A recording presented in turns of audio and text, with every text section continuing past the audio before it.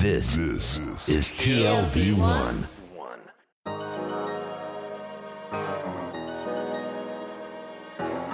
The Tel Aviv Review. Hello and welcome to the Tel Aviv Review, a program dedicated to the word, to the thought and to debate, brought to you by the Van Leer Jerusalem Institute, which promotes humanistic, democratic and liberal values in the social discourse in Israel. I am your host, Gilad Halpern, and this interview is being recorded on the premises of the annual conference of the Association for Israel Studies at Brandeis University. My guest today is a Jewish studies scholar at Northwestern University, whose forthcoming book focuses on the social, intellectual history of Sephardic religious culture in Israel. Dr. Joseph Ringel, hello and welcome to the Tel Aviv Review. Hello, and thank you for having me. So what would you say are the main tenets of Sephardic Judaism as opposed to Ashkenazi Judaism? Wow, it's interesting because these tenets are often debated, and much of my book is about how there are actually debates over what those really central tenets are. I think if you talked to many people, many religious people, because my focus is on religious culture, who are invested in Sephardic values, they would emphasize different things. So some would emphasize halakha, and or Jewish law, and by that there seems to be a very strong sense of textualism, going kind of not getting involved so much in more fancy constructions of interpretations, but very much sticking to a kind of sometimes you get the sense of an originalism, sometimes it's simply just a strict read of text, which kind of allows the scholars to be actually more flexible. How so? In the sense that there's a strong sense of, not imposing extra legal humrot or extra legal stringencies. In fact, quite the opposite. A very strong tenet within much of Sephardic halakha, or Sephardic interpretation of Jewish law, is a sense of trying to make lives easier for people, so that you create a strong sense of community and to kind of keep the community together. So unlike within Ashkenazi Judaism, especially in the last few hundred years, which split into different movements with a variety of barriers being erected by a variety of rabbinical scholars, within Sephardic Judaism there was a very strong attempt to make the law flexible and to create a sense in which even people who are don't have a full commitment in the sense that they're always coming to synagogue or they're always observing everything strictly, that those people are still a part of the community and they still respect tradition as passed down. So that's a very strong aspect of Sephardic Jewish law or halakha that I see just a general pattern. And that's on the legal side. Right. There is also a philosophical side and even a literary side. There is Sephardic poetics. There is a Sephardic tradition of reading Maimonides in a kind of philosophical as well as mystical light, specifically the Guide to the Further Perplexed. And all of these aspects are stressed by different Sephardic groups in Israel. The literary aspects will have a strong focus on pronunciation and grammar as well. And the pronunciation and grammar is, of course, harkens back to their understanding of these things. And this is very much in keeping with schools of thought that developed really in the East in general and in Sepharad in Iberia specifically. So what centuries are we really talking about? It's still predominantly a diasporic thing. So it really depends on the school of thought.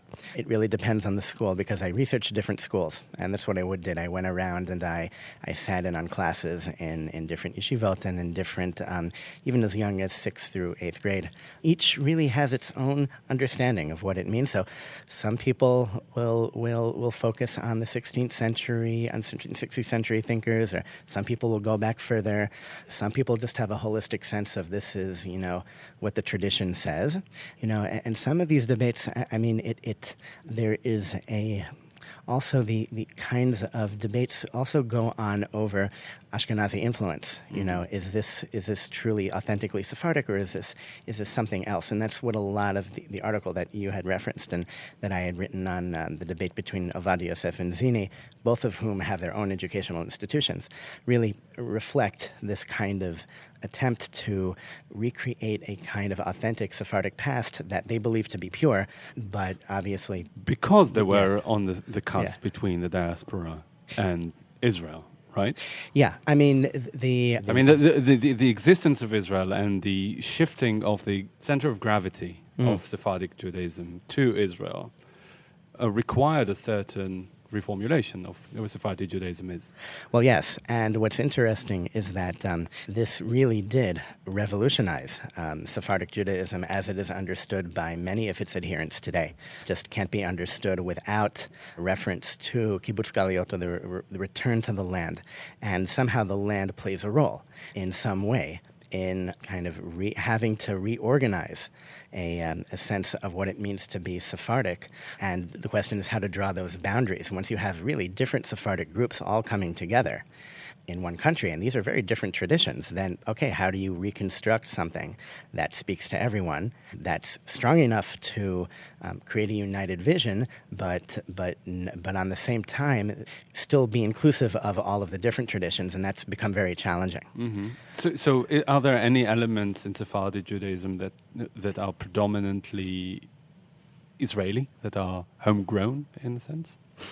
Sure. You know, academics will talk about how Rabbi Ovadia Yosef's vision of what Sephardic Judaism is essentially homegrown. And there's some debate over whether he truly began that process, whether it was really the generation before him. But there is that strong sense of Eretz Yisrael, or the land of Israel, as playing a major role in Sephardic history. Because after all, the major codifiers of Jewish law, there's Rabbi Yosef Karo, one of the major codifiers of Jewish law, author of the Shulchan Aruch, lived in Safat in the 16th century. Now you have Rabbi Ovadia Yosef, who tries to revive the Shulchan Aruch as the major determinant of what it means to be Sephardic. And that attempt really reflects a kind of, as scholars have noted, is a kind of attempt to try to find a common denominator between all the different Jewish groups that identify religiously as Sephardic, whether it's Persian or Moroccan. Whether that's successful, whether and how that's played out is something else, but this is what the attempt is.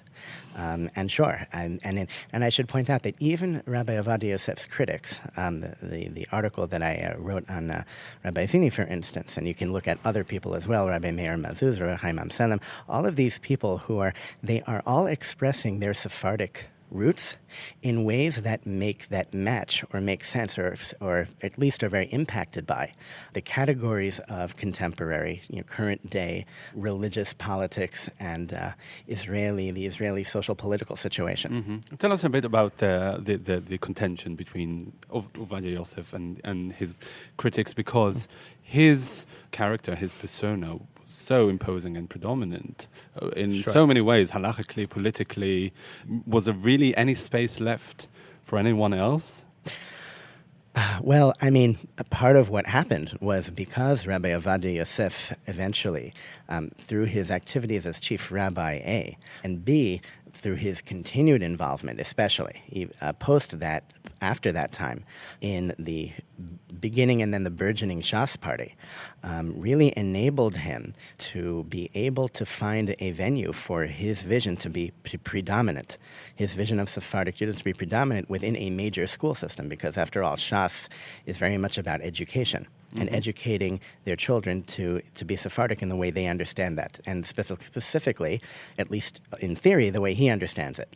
So sure. So what is the anti-Shas? I'm wondering. Well, it's not, okay. So I'll just clarify one point in that within that school system, even though he is predominant, you have other voices. They usually try to pay respect to Rabbi Yosef's voice, but he is not the only voice. And then the anti-Shas people are coming out of really two political and two halachic traditions. The anti-Shas people tend to be, it's kind of interesting, when Rabbi Ovadia Yosef first, well, he was a young Ovadia Yosef at the time. He was about 17-year-old when he started preaching his his vision of what Sephardic means. He was opposed by his own ethnic community, the Iraqi community in Jerusalem. And that community until this day, within that halachic tradition, there is a strong line of rabbis who continue to oppose his halachic understanding. How heretical was he at the time? Was he a reformist or a revolutionary? They're revolutionary, but and I guess both in that sense. I mean, in fairness, he regards his stance as entirely traditional. He tries to go back to what he considers to be an original Sephardic halakha. But, academics and his critics would say quite often no. He's kind of inventing this. But it was quite controversial at the time. His thugs burned his books in the 1950s. They would protest his classes and burn his books. I mean, that's how bad it got. That was already in Israel. That was already in Israel in the 1950s. Yeah, sure. He really grew up in Israel. He was born in Iraq, but moved to Israel when he was 4. But then he spent some time in He was Egypt. in Egypt, yes. In the late 40s, he was in Egypt for a time. That is true. But that was for a very specific, very significant experience, but not for a very long time. Once he moved back, that's when his work began being published, and this is when it created a stronger controversy. So that's one halachic side of it. The other halachic side of it is the North African Sephardic tradition, which you have a long line of rabbis, I'm talking about now the halachic tradition, also, who oppose this kind of his reconstruction of Sephardic identity. So what's interesting is that probably most rabbis, as noted in the scholarship, most rabbis of his generation did not agree with him, but he nevertheless became dominant socially because of the force of his personality, his activism on behalf of his vision of Sephardic Jewry. He became the spokesman for Sephardic, not just Sephardic culture, but Mizrahi culture in so many different ways, just the Eastern Jewish culture. That Easternness, he became a symbol for so many different kinds of people, including non-Orthodox Sephardic Jews. And it really created a strong sense of, this is a person who's leading us against the Ashkenazi establishment, whether that establishment is the Ashkenazi rabbinate or if it's the secular state. Either way, it's somebody who speaks to that notion of, give us a place at the table. Mm-hmm. And how did he become such a predominant figure? What were the forces that... First of all, he had a divine gift. He had a photographic memory. He was absolutely brilliant, and he was extremely committed. He was kind of, quote-unquote, like the class nerd, quote-unquote. I use that in very affectionate terms. All the kids would go up to recess, and he would be there looking at a book. And he referenced that experience later on and said, all these people were making fun of me because I stayed and studied, but how many books have they written? The man just needed to write. He was totally driven with that kind of commitment. But that alone doesn't win you a status within... No, but it provides a baseline. If you don't have the baseline, you can't. So his brilliance is absolutely astounding. His organization is very, very powerful. He organizes a slew of material in ways that many people can understand. He had popular radio shows where he was going on air, and people would ask him questions, and he would just... like this, like I'm talking to you, he would organize all the sources, that it was later recorded in books, all the sources, just sitting there. And he would come up on the spot with the proper ruling. And this is very impressive to people, but I should say it's impressive, as Nissim Leon pointed out, it's impressive in a very specific way, because many of the Mizrahi Jews who were living in Israel at the time were living on the periphery. Still today, to a certain extent, that periphery still exists. Especially back then, it was even more powerful. The economic periphery, and what goes on in economic peripheries, the social breakdown, rise in crime, crisis of family values. And what they were looking for is structure. And these radio shows and whatnot provided structure for them. This is what Nissim Leon notes in one of his major articles. So it provided a sense of structure, a sense of identity. When he became a chief rabbi, he not only stood up very strongly for what he believed to be the Sephardic tradition and was very loud about it. He insisted previous rabbis, Sephardic rabbis, he claimed, and this offended the students of those rabbis, he claimed they were, they kowtowed to the Ashkenazi, but not me. I'm going to speak up on behalf of Sephardic tradition. But it wasn't simply that. he became beloved by the public because he regarded himself as a rabbi of everyone, not just Sephardic Jews. So very famously, he was able to resolve the issue of agunot, the issue of women who's stuck in limbo because their husbands were MIA, they were missing in action, presumed dead but missing in action following the 73 war, during the 73 war. And there was a problem. You needed to determine the status of these casualties, what halachically, and he got together a court and was able to resolve every single case, over 900 cases, in the favor of letting these women move forward with their lives and be able to remarry if that was what they wanted to do. So that this really made him very beloved to the public and made him into a national figure. And similarly, his major rulings with recognizing Ethiopian Jews as bona fide Jews, which allowed for these operations, the Operation Moses to take effect. All of these major decisions were his. And it really endeared him to the public as a whole. People knew who he was. He was not somebody who would take a back seat. He was not someone who was afraid to take the step forward and be controversial if it was in the interest of the public. And that really endeared him to the public as a whole.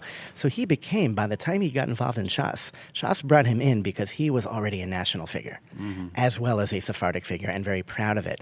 And I think that accounts for much of all of these factors, account for much of his dominance. So what could his detractors within Sephardi Judaism do?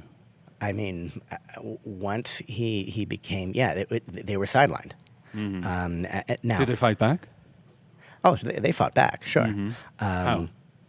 Mostly writing. Did they gain any traction? I mean, what were really the fault lines that they were aiming for? So, I mean, essentially the fault lines eventually, it's hard to identify exactly. Some of it, as I pointed out, was ethnic. Some of it was political.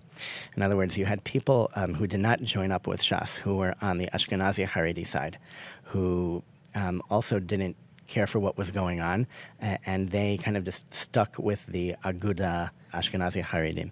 There were people on the national religious side who were strongly Zionistic, and for whom Rabbi Ovadia Yosef was not sufficiently ideologically engaged with what they wanted to do. And that's where the political lines come in. And very often within those groups, these rabbis could have more of an impact. And you see it in the way some of these rabbis express themselves. So the article on Rabbi Zini that I noted, he was much more he wasn't. So if Yosef was interested, if Rabbi Yosef was interested in talking about the nitty-gritty of halakha and telling people and giving people a structure, Rabbi Zini is more interested in the meta issues. He's interested in philosophy. He's interested in philosophy of law. He's interested in the sciences. He's interested in these big ideas that nationalists, Jewish nationalists, Zionists love to talk about. Religious Zionists are attracted to. That's what he talks about. So it's very much in that sense, all of these positions very much reflect the sociology of the communities they are a part of and are leading. And in that sense, I think that's where the fault line kind of comes in. And the fault line comes in ways that people, very, very delicate ways that people may not realize as significant, but are. So Zini by himself, Rabbi Zini, he is in Haifa. He was the head of, or is, I think, still the head of the rabbi of the Technion. And he is known in certain parts of the Dati Le'umi, or the national religious community. He has a very right-wing politics, as opposed to Rabbi Ovadia Yosef, who also very famously allowed Israel to exchange land for peace. Okay, so it's a very different kind of politics. So what makes him significant, other than that he speaks to his own community, but also some of his one of his major articles, major critiques of Rabbi Yosef's positions, was given an approbation by one of the members of the Massas family, who's the rabbinic family. The Massas rabbinic family is a major family among the Moroccan community, and that gave his work legitimacy within the greater North African community. So these fault lines kind of come up even within Shas, I should say. So another way of dealing with it is, you have people who are maybe critical, but they may not be hostile towards him. There's a bit of a difference. If Zini is hostile, but you don't necessarily have to go that route. So let's say Rabbi Meir. What was that? Did they experience any sort of resurgence after his death 4 years ago? I mean, is it did his disappearance clear up some space for them? Well, I certainly think it did, because you don't have the same kind of personality to carry on with it. But, we'll just have to see where it goes politically. Because, again, if the educational system as a whole, with that many Sephardic children are being educated and tend to espouse his vision, then he's going to have dominance. Now, within that, I just want to emphasize that this is only one aspect of all of this. There are all sorts of philosophical variations within the Shas movement, even outside the realm of even Jewish law. But in more general terms, over the proper relationship between the Sephardic community and the state and whatnot and things like this. And there's a lot of variation. Even halachically, there's variation within the Shas movement. So I guess the example I would give would be Rabbi Meir Mazuz, who does not agree with Rabbi Ovadia Yosef completely. He very much respects Rabbi Ovadia Yosef and accords him due respect, but he does not agree with him halachically all throughout. He doesn't entirely disagree, but he doesn't fully agree. He keeps to what he regards as the Tunisian traditions, and he keeps his group of schools, which are still in the Shas school system up till today, very much focus on other aspects of the Sephardic tradition, literary elements, hermeneutical elements, how to properly interpret a text using very strict literary and grammatical structures, you get a sense when you read him that he is very interested in Guide to the Perplexed and is very familiar very intimately with Maimonides' work. He carries on that kind of tradition. And poetry flourishes at his schools. They're very elite schools. And poetry flourishes in those schools. Hebrew poetics in that sense. Now, I should point out, even though Rabbi Ovadia Yosef didn't emphasize these aspects, he had some of these aspects as well. I mean, if you read the literature and just Rabbi Yosef's own writings, they are dripping with poetry. He clearly has a very strong sense of linguistic tradition that he has preserved, that speaks to his familiarity with certain literary tropes that were preserved in the Sephardic world. So there is more to it than simply these debates. But even within the Shas schools, you have a variety, and you even have national religious schools that don't necessarily use Rabbi Ovadia Yosef's text. They may quote him, but they'll use other texts. Sometimes they'll use Iraqi texts. Sometimes they'll use texts of other contemporary Sephardic rabbis. So, and very often there is there tends to be a political divide. The more national religious schools might use a different text than the more Haredi schools. So what you're saying is essentially that despite his disappearance, his legacy lives on almost to the extent that it lived when he was still alive. Basically, yeah, and with the same internal tensions and external tensions, both within and outside the movement that existed when he was alive. I guess the only difference would be now that personality-wise he's no longer here. So then the question really will become, okay, will some of those critics have a chance to regroup and impact in other ways, despite the dominance of Shas politically? And that's a very, important point here, that Shas is still carrying on that banner. So we'll see what happens. Yeah, and on that note, we'll wrap up. Dr. Joseph Ringel, Jewish Studies scholar at Northwestern University, specializing in the social intellectual history of Sephardic religious culture in Israel. Thank you very much for coming on the show today. Thank you very much for having me. And also big thanks to Tammy Goldenberg, our sound engineer, and to the Van Leer Institute for the generous support. If you like this podcast or many more where it came from, just go to www.tlv1.fm/podcasts and take your pick. Our co-host Dalia Shendin will be back with us shortly, but in the meantime, go to our website, follow us on Facebook and Twitter, and don't forget to join us again next week for another edition of the Tel Aviv Review. And until then, goodbye.